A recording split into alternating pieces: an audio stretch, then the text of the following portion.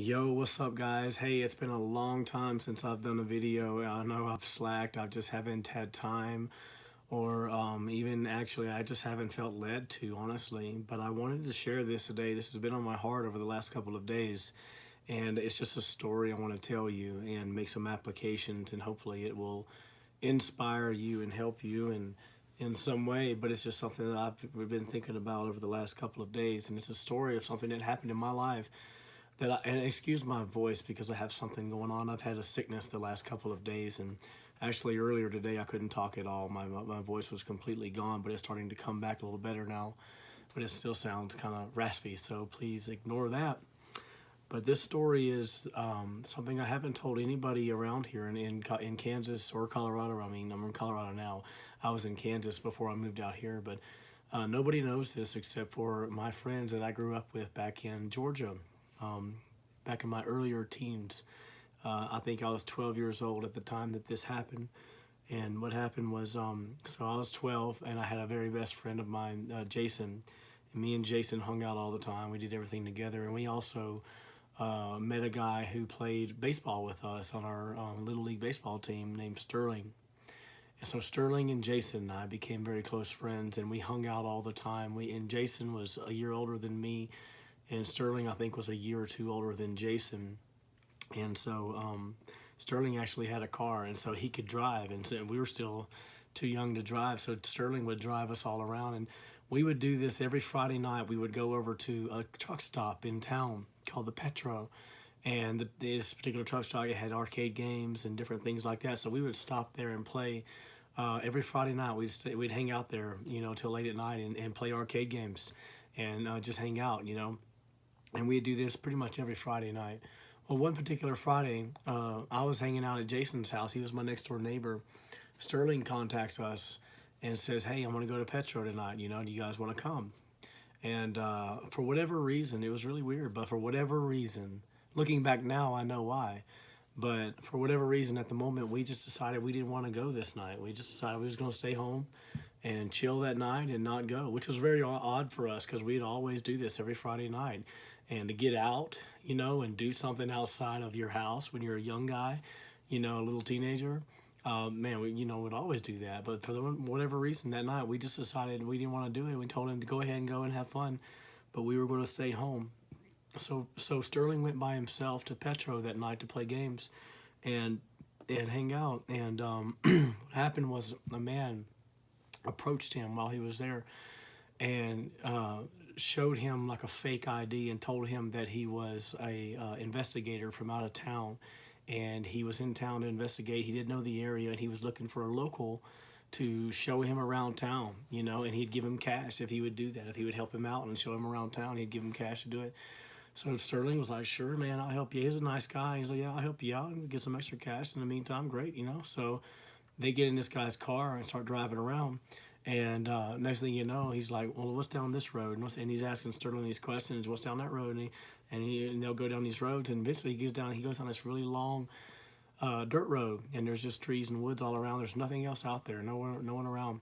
And the guy eventually says, I gotta use the restroom. I gotta go to the bathroom." So he pulls over on the side of the road and he gets out to relieve himself, and he comes back in the car. And when he gets back in the car, he still has his pants undone and actually pulled down, and his private parts exposed. And he starts making an advance on Sterling and gets over on Sterling and puts his forearm in his neck, and he's kind of choking him a little bit and tries to basically rape Sterling.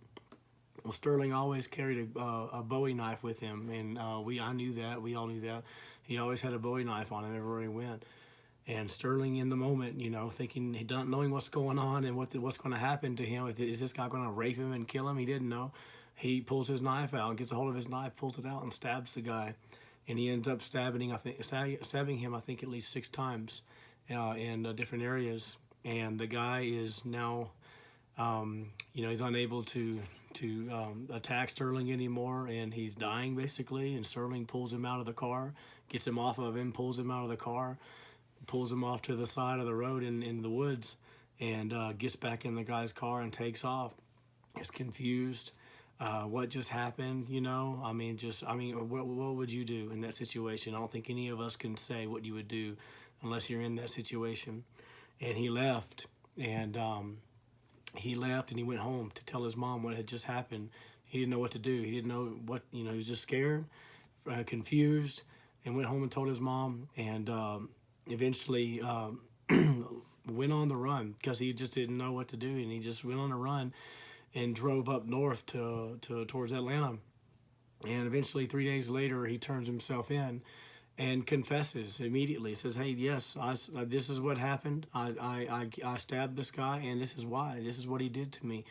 And so he immediately cooperated with the police and told them what happened, where the body was, and all this stuff. And Sterling was arrested and charged with murder and with stealing a man's his vehicle, and like one or two other charges they put against him. And so he gets thrown in jail for this, and he's awaiting trial. And it's a long story, but so the sheriff at the time was a very corrupt man in my county.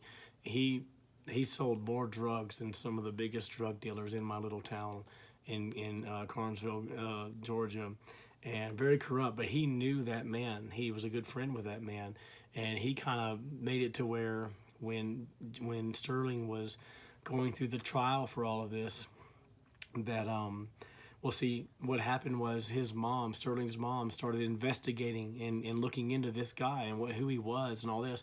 And it turns out he had a rap sheet. He had a file like this thick of different people that he had molested or tried to molest, and was convicted and charged and all of that. And that was all part of this guy's history. And he did the same thing that he did to Sterling. He did a lot of these other guys. And so that was never spoken of in court in Sterling's trial. And that sheriff that I was telling you about, who was friend of that guy that got killed, he saw to it that none of that was able to be presented in court. Long story. Sterling ends up staying in jail for like 5 to 6, 7 years, whatever it was, just waiting trial.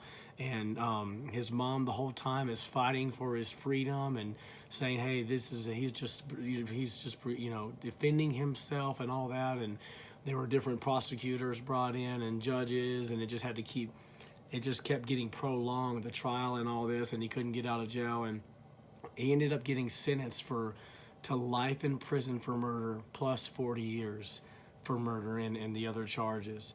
And his mom fought and said, "No, this is not right." He was acting in self-defense. And anyways, long story.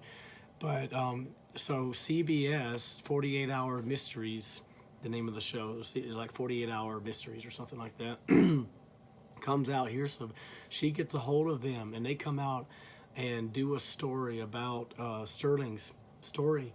And they come out and interview. I was in it. They interviewed me and Jason and a couple of people. I'm seeing it at like, I think, the 9-minute and 55-second mark.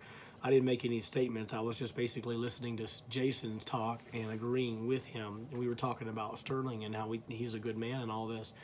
And so anyways, that's a long story. If you want to watch the whole thing, it's very intriguing, very interesting. You know, I watched it again last night. But the reason I say all this, and the reason I brought all this up, was because that night that Sterling killed that man, I was 12 years old.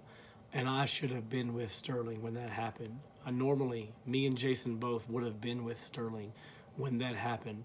But for whatever reason, we just decided we didn't want to go that night. And we didn't know why. We just didn't. And we weren't there. But we could have been there. And we should have been there based on, you know, that's what we always did. And if that would have happened, I could have been the one. I could have been with this guy, and he could have tried to do this to all of us. I don't know what would have happened. I could have been... it could have happened, and I could have been an accomplice to a murder or something and be sitting in prison today for life plus 40 years or whatever. Now that conviction eventually got overturned with Sterling, and he got time served plus another 10 months or whatever it was, and he got out and he got free. Until so that's that, and he got free. I think maybe he ended up spending 6 or 7 years, I think, total in prison. It's in the video. I don't remember all the details, but my point is My point is that I was 12 years old. I didn't know God. I wasn't seeking God.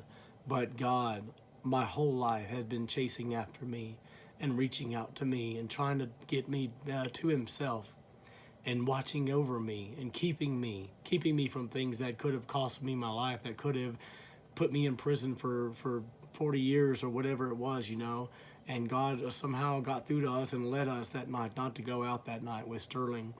And we missed that. That didn't happen to us. And we weren't killed, and we weren't put in prison for murder or whatever. And God, I was just thinking about all this lately. I watched that video last night and just so intrigued. I couldn't listen. I couldn't just put it down. I was tired and I wanted to go to sleep, but I just couldn't put it down and stop listening to it because I was being reminded of the goodness and faithfulness of God in my life over the years. And some of y'all know my whole story. And years later, I was almost murdered. And one of my best friends spent 12 years in prison for attempted murder, trying to murder me, and some other things that happened in my life, and just so many things that God has kept me and delivered me and saved me. And the point is, the scripture says, let the redeemed of the Lord say so. I'm the redeemed of the Lord. I'm a trophy of the grace of God. He rescued me and he saved me. I could have been dead now. By now I could have been in prison. But God delivered me and God saved me.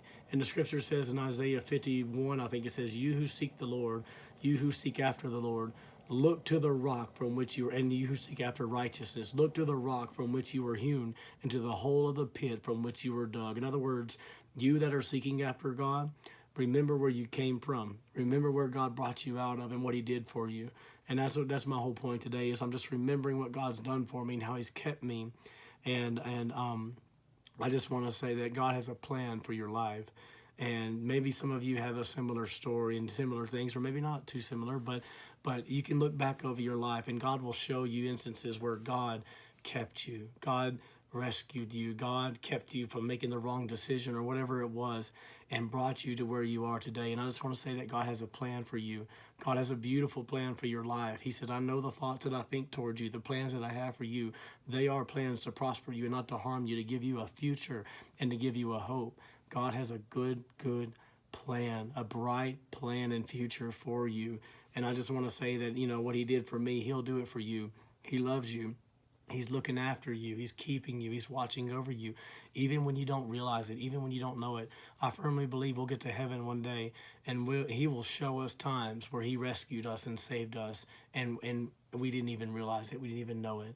And it's just the goodness of God and the faithfulness of God in our lives. And so I just want to encourage you guys to remember where you've come from. Remember the goodness of God. Remember how he's kept you, how he's saved you, how he rescued you, how he called you out of darkness and into his marvelous light.